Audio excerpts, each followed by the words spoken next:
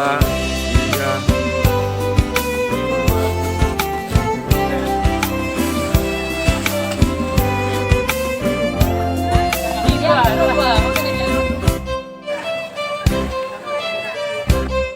nomor 51 sampai dengan 60. Nomor antrian 1, kami ulangi, nomor antrian 1 sampai dengan 200.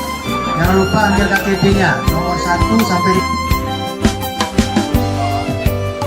nomor 201 sampai dengan 2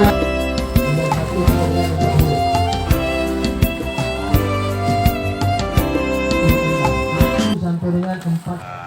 Untuk beras itu dapat ditebus dengan harga Rp5.000, kemudian minyak goreng 2 kilo Rp32.000, kemudian gula 2 kilo Rp25.000, tepung 1 kilo Rp10.000, dan telur 1 papan atau 1 loting 30 butir dapat ditebus dengan Rp38.000.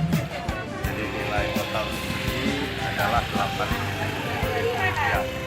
Belanja Rp260.000, bayar atau beli Rp180.000. Dan ini kita laksanakan selama 5 hari.